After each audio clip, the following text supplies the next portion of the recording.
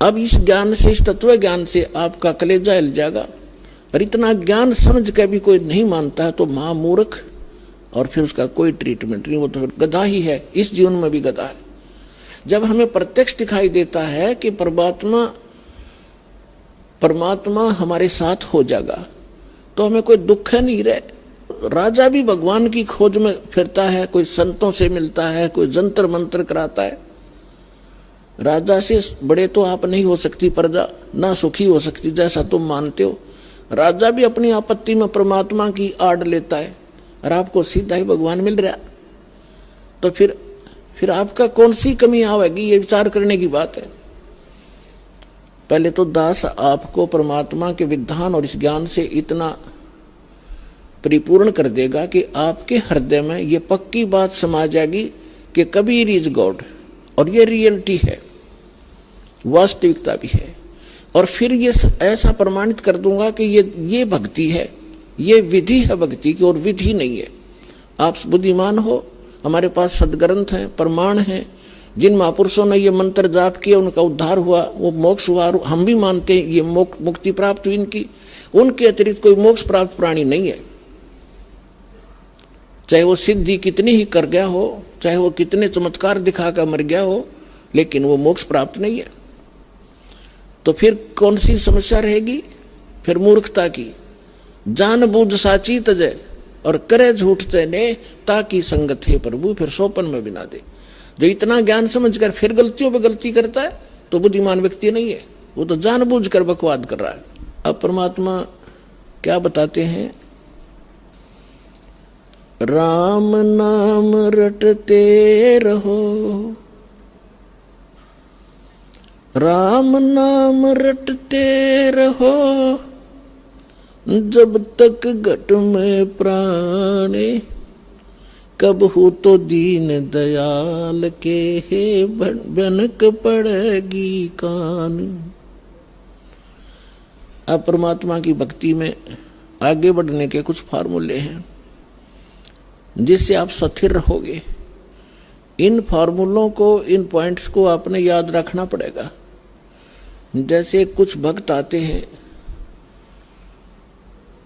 कुछ ऐसे भक्त होते हैं जो सब जगह थक लेते हैं, झाड़ फूक करवा के, मंत्र जंतर जप के, गुरु बना के, और जब वो यहाँ आते हैं चाहे कितना भयंकर दुख हो उनके ऊपर, परमात्मा तुरंत ठीक कर देता है। अब उनकी तो फिर परमात्मा की रजा होगी, उन कोई और ठिकाना नहीं रहा, भगवान से अतिरिक्त कोई जगह दिखाई नहीं देती। मालिक को सब पता है, अंतर्यामी है वो परमात्मा, वो दूर तक जानता है कि आने वाली आत्मा क्या उद्देश्य लेकर इस दरबार में आई है, उसी तरह से उसका उपचार होता है। तो ऐसे आते हैं उनको तुरंत। देखो दास तो एक पीएन है उस कबीर भगवान का, चपड़ासी हूं। आपकी अर्जी दास के पास आती है, दास उस परम पिता की टेबल पर रख देता है। अब उसने यस और नो उस कबीर भगवान ने करनी है, और यहाँ सेकंडों में होती है। यहाँ कोई कार्यालय नहीं है, वह साइन होगा फिर वापस आओगी। सेकंड्स के भी कुछ क्षणों में वो सब अर्जी परमात्मा फैसला करता है। तो जो भी आता है, जैसी उसकी अंतःकरण की भावना होती है, दास आपकी अर्जी दास के पास, दास की परमात्मा के पास, तो फिर करना उस मालिक ने है। तो कुछ ऐसे आते हैं उनको तुरंत राहत मिलती है।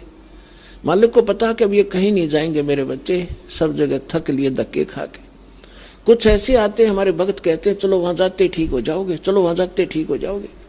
अब वो आ जाते हैं, दुखी दिन तो आना ही होता है, लेकिन वो उद्देश्य कुछ और रखते हैं कि ठीक है चलते हैं, ठीक हो गया तो ठीक है, नहीं तो नहीं।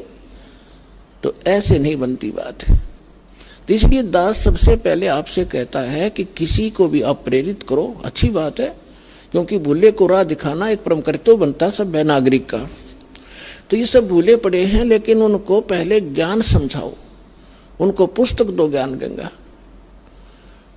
और ये ज्ञान गंगा पुस्तक जो है, और भी कोई हमारी सीडी है बनाई हुई, या कोई भी परमात्मा का लिटरेचर जो इस दास के सत्संगों से बना है, उनको आप उनको दो पढ़ने के लिए।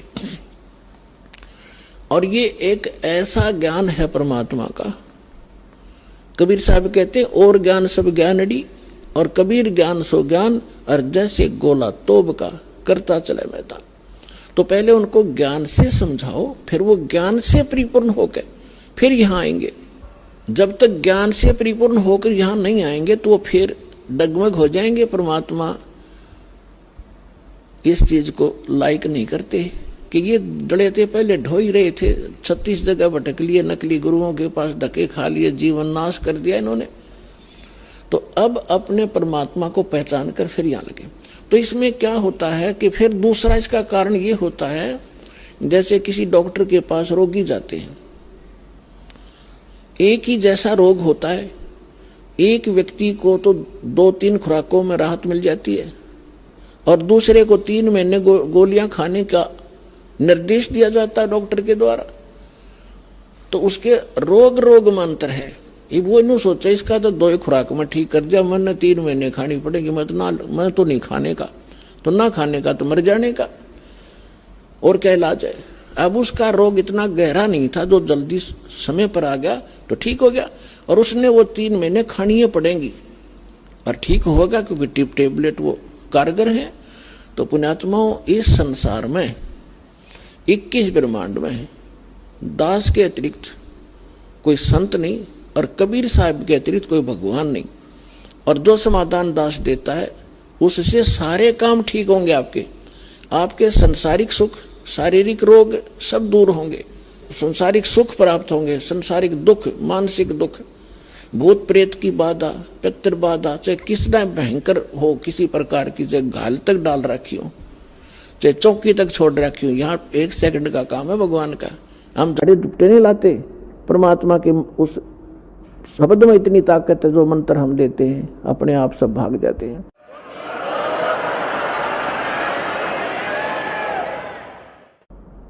फिर कहते हैं धीरे धीरे रे मना, धीरे सब कुछ होवे, माली सींचे 100 घड़ा, समय आवे फल होवे। अब ये फार्मूले आपने याद रखने इस मार्ग पर कि धीरे धीरे रे मना, धीरे सब कुछ हो। आप बच्चे को स्कूल में भेजते हो प्रथम कक्षा में, और फिर उसको परिपूर्ण ज्ञान प्राप्त कराने के लिए, रोजी रोटी के योग्य बनाने के लिए 20 वर्ष तक, 15 वर्ष तक फ्री छोड़ देते हो। BA करके फिर वो 5-4 वर्ष का कोर्स भी करता है, और फिर 2 रोटी का साधन उसको बनता है। अगर वो सफल हो जाता है और बढ़िया होता है, फिर सारा उसका जीवन रोजी रोटी की समस्या हल हो जाती है। ठीक इसी प्रकार आपने ये आम का बीज बोया है, भक्ति, सत भक्ति। अभी तक आपने बबूल बो रखी थी, और बबूल बीज का ये आशा कर रहे थे कि हमें आम मिलेंगे मीठे मीठे, तो बबूल के तो काटे ही मिलेंगे। आम की इंतजार, आम की आशा व्यर्थ थी। तो जितने भी ये संत हैं, पंथ हैं और श्रद्धालु हैं, ये बेचारे उनको संत मानकर चले गए, उन्होंने राम नाम दे दिया, अब बीज दे दिया आम का कह के, और है वो बबूल का। उन बीज भी दिया, यानी साधना भी कर रहे हैं, जैसा गुरुजी बता रहे हैं, वो फल भी रहा है। कुछ कहते हैं हमें ऐसे दिखाई देता है, प्रकाश दिखता है, वो प्रकाश से का बीज दे रखा है तुम्हारे जो प्रकाश यु काल है, ज्योत स्वरूपी निरंजन। तो आम का बीज कह के सतलोक सतपुरुष की कथा सुना के आपको बीज दे दिए, काल के 5 नाम काल के जानो, ये राधा स्वामी वाले, और सभी आस लगाए बैठे में सुख होगा, हमें मोक्ष मिलेगा, सपने में भी इंतजार मत करना। बीज आम का बीजिए और फिर वो प्रोसेस अपनाइए जो एक बीज को बो के पेड़ बनाने तक जो क्रियाएं की जाती है, और फिर देखना। तो अब आपको आम का बीज मिला है, इसको बोइए, बीज दिया, अब इसकी सिंचाई कीजिए, इसकी सुरक्षा कीजिए। अब सिंचाई क्या है? देखो पुण्यात्माओं, दास इस मार्ग का मास्टर है, इस मार्ग का डॉक्टर है।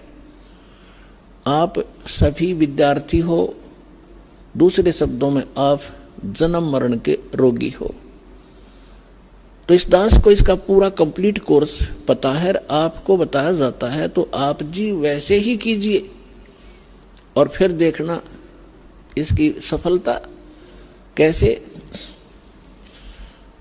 जैसे ये मंत्र हैं, ये तो समझो बीज है। ये मंत्र जाप कर आपको दिए जाते हैं, ये तो समझो बीज है, बो दिया आपके अंतःकरण में, वचन की शक्ति तय प्रवेश कर दिया। अब इसकी सिंचाई करनी है, इसमें खाद पानी डालना है। तो उसके लिए कहा है, एक यज्ञ है धर्म की, दूजी यज्ञ है ध्यान, तीजी यज्ञ हवन की, चौथी यज्ञ परिणाम, और पांचवी यज्ञ है ज्ञान की। तो आप जी ने ये बीज बोने के उपरांत, जैसे खेत में किसान गेहूं बीज देता है, तो गेहूं बीज देने मात्र से सफलता नहीं होगी, उसमें खाद भी, पानी भी, उसकी सुरक्षा भी समय अनुसार देनी पड़ेगी, और उसमें घास फूस उग जाता है, उसको निकालना भी प्रॉपर पड़ेगा, तब वो सफलता प्राप्त होगी। इसी प्रकार आप जी ने ये पांचों यज्ञ इस मंत्र के पैरेलल करनी पड़ेंगी।